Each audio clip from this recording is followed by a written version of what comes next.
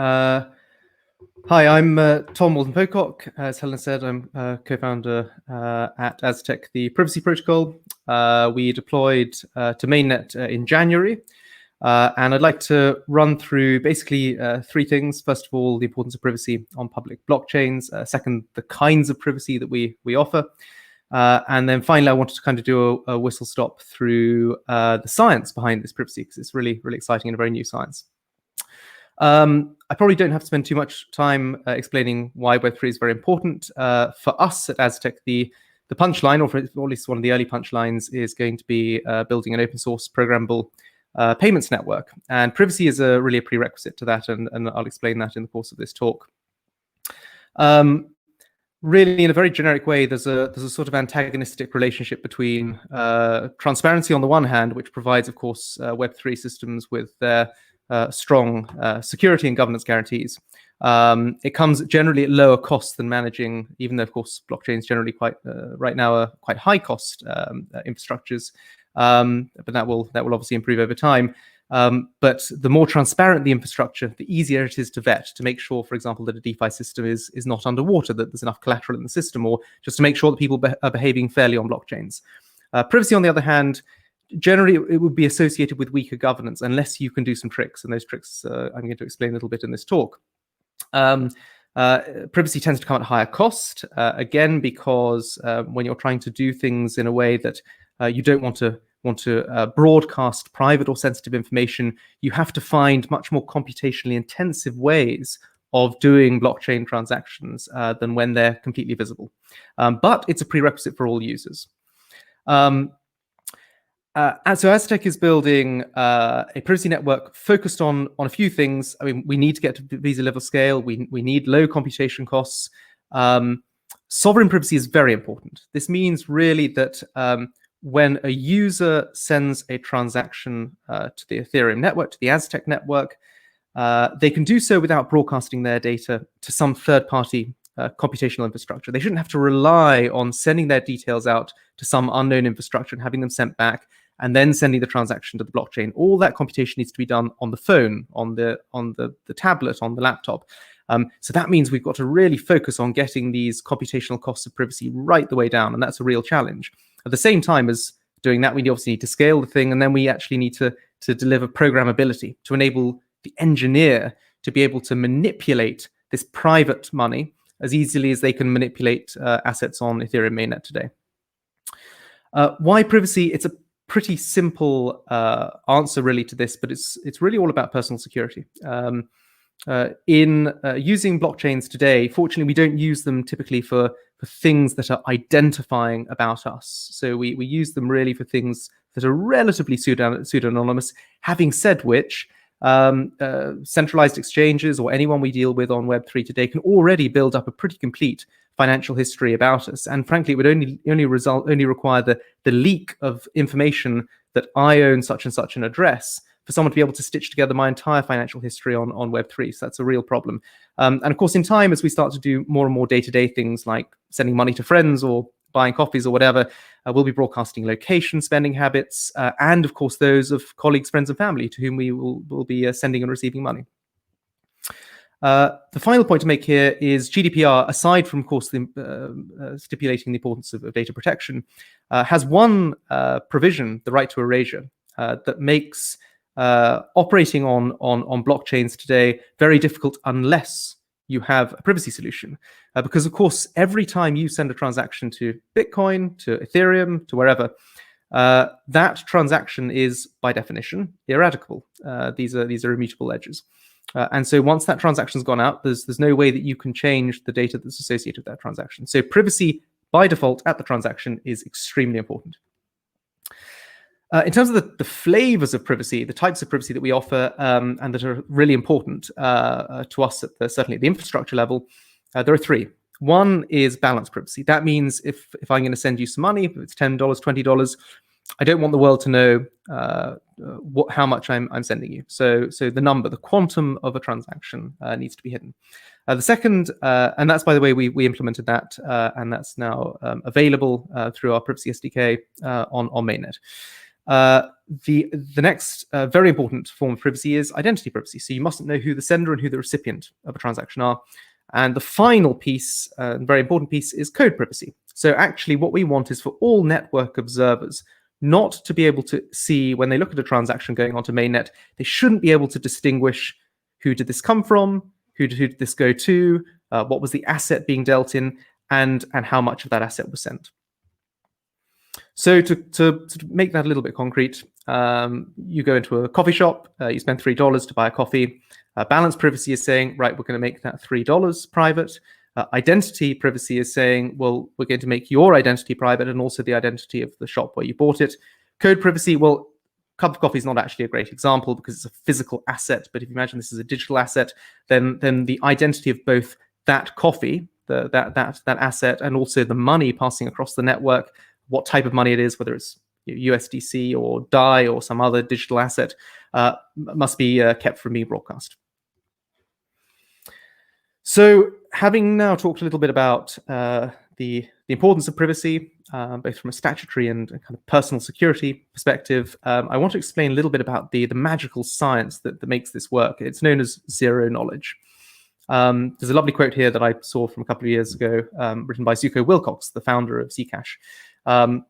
And really he was making the point here that zero knowledge began in the 1980s. This is an incredibly new science. It's based on very old algebraic constructions. These are things, elliptic curves, and now other algebraic groups as well, that have been studied for, in some cases, for centuries.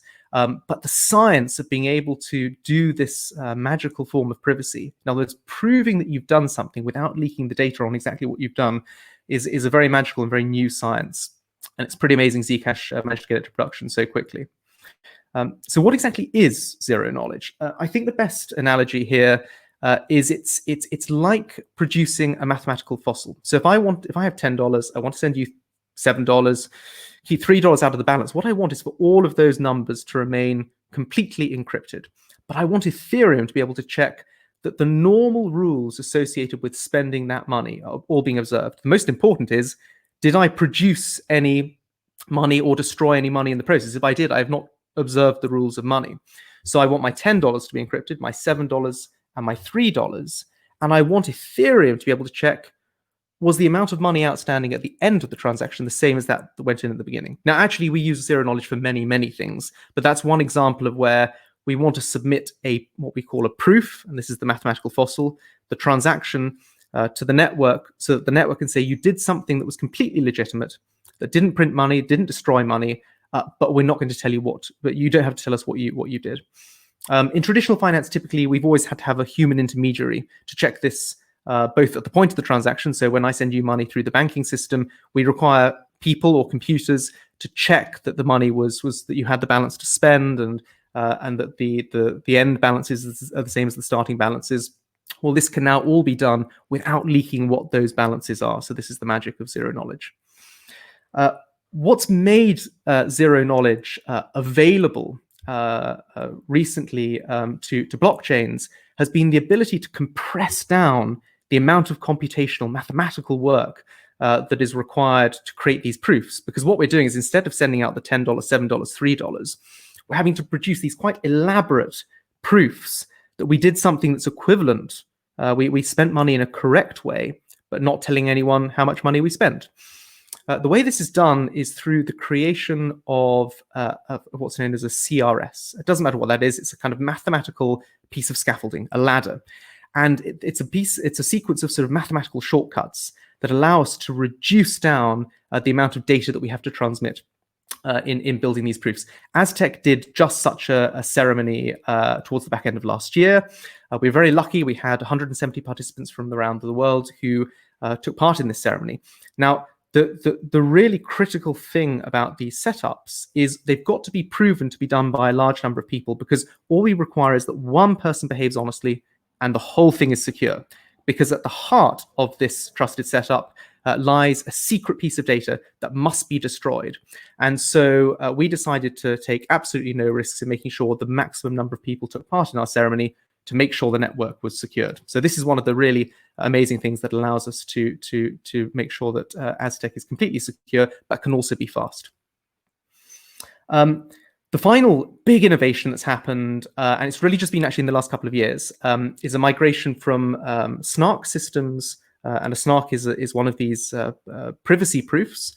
SNARK systems that can only do one circuit. So in other words, you need to do that enormous trusted setup exercise every single time you change any of the logic of your transaction. So in the case of Zcash, absolutely fine. There's one thing you want to do on Zcash, which is to spend the coins on the network. So you only need to do one setup, unless you're going to upgrade your cryptography system.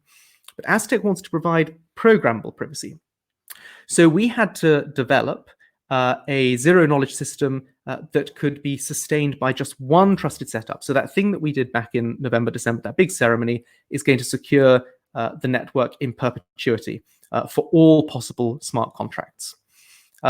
These are the names. I won't go into too much detail here, but these are the names of some of the very big landmarks in zero-knowledge SNARK technologies that have come out very recently. But we've had this amazing transformation in what we can do with SNARKs just in the past, in fact, since January 19. So we're talking about 18 months or less, since we've been able to do programmable privacy using SNARKs rather than just single-circuit SNARKs. And these times on the bottom, they represent how much time your phone or your device or your laptop will need to spend preparing your private transaction before it goes out to the network. So you can see these times, each time we introduced some new piece of functionality, these times tumble because of the rate of research and development that has been done in these proving systems. It's pretty amazing. The final really clever technique that we use and privacy systems use to scale it's kind of alarming and kind of a weird idea, but we can actually use these proofs, these zero-knowledge parcels to prove other zero-knowledge parcels. So we can have, and I've got a diagram here, we have what's known as a roll-up. The bottom transactions are all SNARKs that create privacy for the users. So you can see the first transaction is private 25 ZK DAI. The next transaction is private 30 ZK ETH.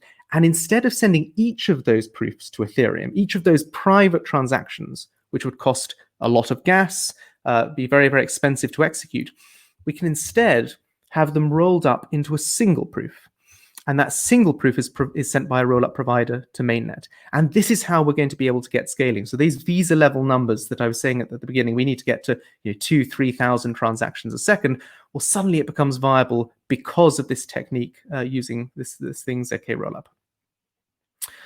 So very briefly, you can get started with Aztec today. So you can integrate confidentiality. This is private amounts in your applications.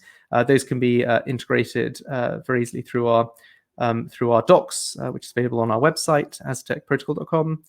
And otherwise, we'd love you to join our bulletin on the left, which is kind of semi-technical updates on what we've been working on, and on the right, our Telegram, which is where we give more sort of frequent updates, and there are discussions ongoing there about privacy. Other than that, look forward to speaking to everyone in the Q&A. Thanks very much. Want access to more CogX videos? Subscribe now for free at cogx.co.